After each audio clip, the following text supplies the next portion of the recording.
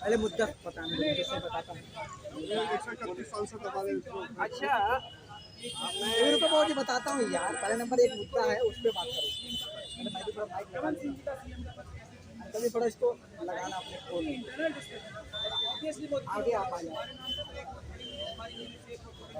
पहले नंबर तो ये मुद्दा होना चाहिए 2024 में चुनाव आ रहा है, मोदी जी 400 सीट पार कर रहे हैं, तो वो कैसे पार करेंगे? मोदी जी 400। एक मिनट, अभी पहले तो आप अपना नाम बताइए। मेरा नाम अरविंद कुमार गौतम है। मैं जनपद जौनपुर से हूँ, दिल्ली में रहता हूँ। बचपन से बाबा साहब अम्बेडकर विचारधारा में खुले मन से आस्था रखता हूँ, अम्बेडकरवादी विचारधारा में आस्था रखता हूँ। मोदी जी कह रहे हैं कि हम 400 से पार कर देंगे। मोदी जी मोदी जी को इसलिए मालूम हो गया कि जो मशीनों से वोट पड़ने वाला है उसमें हेराफेरी हो रही है। उन्होंने हेराफेरी कर रखा है, सारे देश में कर रखा है। मशीनों से इलेक्शन न हो तो मोदी जी की पता चल जाएगा। मोदी जी को वो 40 भी सीट नहीं निकाल पाएंगे। 400 की बात तो छोड़ो।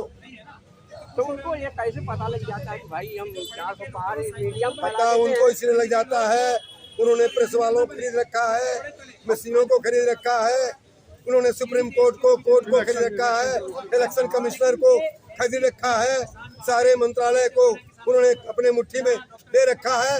वरना बैंक लूट कर नीरज भागा, सोता चौकीदार।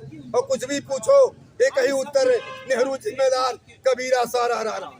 मोदी जी कबीरा सारा रारा कर रहे हैं और बैंक लूट करके नीरज जो है विदेश भाग जाता है।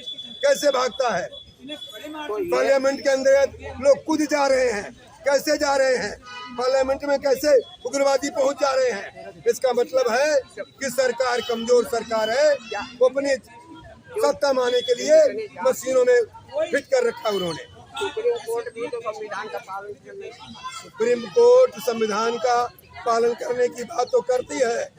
मोदी जी, गृह मंत्री अमित शाह जी सुप्रीम कोर्ट को नहीं मानते, किसी को नहीं मानते। वो तो राम हनुमान को मानने वाले हैं। वो कहते हैं जो राम जो 14 साल तक सीता को खोजता रहा, जो सीता मटके में पैदा हुई, वो तो ब्राह्मणवादी व्यवस्था का मानसिक गुलाम है, गुलामों का गुलाम है। उसको शर्म आनी चाहिए। संविधान का ही तो पालन होना चाहिए। संविधान का पालन नहीं हो रहा है। इस देश में मनु के विधान को लागू करने की बात चल रही है। जब हम लोग धरना प्रदर्शन करते हैं तो पुलिस हमारी गिरफ्तारी करती है और विश्वविद्यालय के अंदर आरएसएस के लोग नारा लगाते हैं, जय श्री राम करते हैं। तब विश्वविद्यालय के प्रबंधक कमेटी क्या करती है? मूंगफली बेचती है, टमाटर बेचती है, शांत रहती है। तो जब तक आपकी सत्ता नहीं होगी तब तक ये बंद नहीं होगा। सत्ता तो हमारी होगी, आज नहीं, कल नहीं, परसों होगी। बाबा साहब अम्बेडकर को बहुत लोग दबाने की कोशिश किए, दुनिया में तमाम लोगों ने कोशिश किया, पूरी सरकारों ने कोशिश किया, लेकिन बाबा साहब विश्व के विद्वान बन के उभरे। आज नहीं, कल, कल नहीं, परसों हम लोग सत्ता में होंगे। लेकिन मोदी जी जैसा कर रहे हैं उनके साथ अत्याचार भी नहीं। किसी स्कूल में धार्मिक नारा नहीं लगाया जा सकता, यह संविधान के विरोध में है। संविधान नहीं कहता कि आप किसी विश्वविद्यालय पे या कॉलेज में आप धार्मिक नारा नहीं लगा सकते। संविधान कभी नहीं कहता। विश्वविद्यालय में धार्मिक नारा लगाने के लिए संविधान कहता है, मना है। हाँ, उसके बाद तो विश्वविद्यालय में धार्मिक नारा लगता है। तो लगता है तो धार्मिक नारा जो लगाते हैं उनके ऊपर क्या होना चाहिए? बिल्कुल ऊपर कार्रवाई होनी चाहिए, उनको जेल होना चाहिए। अच्छा, और मैं तो कह रहा हूँ कि उनको बाद में जेल होना चाहिए। अरे पहले प्रबंधक कमेटी को जेल में होना चाहिए। अभी कुछ दिन पहले क्या नाम है, एक स्कूल में आया था कि शिक्षा की देवी सरस्वती जी को माना गया, तो महिला से लड़ाई भी हो गया।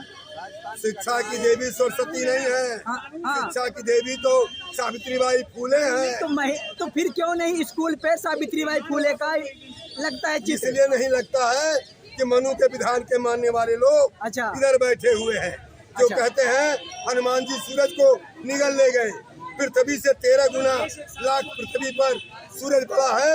हनुमान खड़ा कहाँ था, कहाँ से लील ले गया?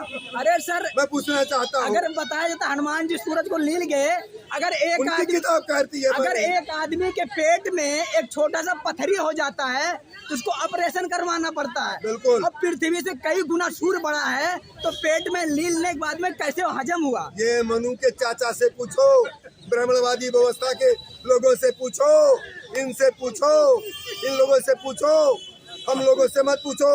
हम लोग अरे को सर, तो हम बाबा किससे साहब अम्बेडकर ने आप ही लोग तो कहते हो, आपसे पूछेंगे, बाबा किससे साहब पूछें? अम्बेडकर ने मनु का विधान जला के भारत का संविधान बनाया। हम चाहते हैं संविधान लागू हो, संविधान पर काम हो।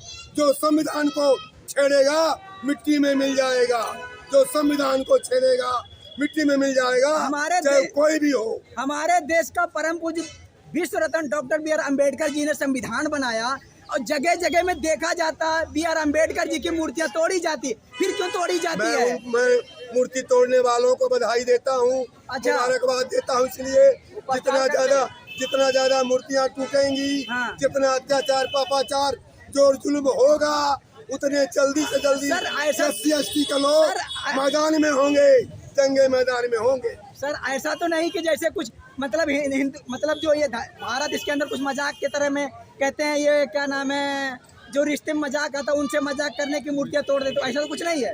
ऐसा कुछ नहीं है, ये बहुत बड़ी साजिश है, बहुत बड़ा षड्यंत्र है और उस षड्यंत्र को मैं बधाई देता हूँ। अभी रितु सिंह के साथ जो हुआ है आपने देखा, पूरा देश देख रहा है, पूरा देश जान रहा है, पूरा देश जान रहा है। मैं तो चाहता हूँ और अत्याचार हो और पापाचार हो और जुल्म हो ताकि हम लोग सड़कों पर आ सके। धन्यवाद।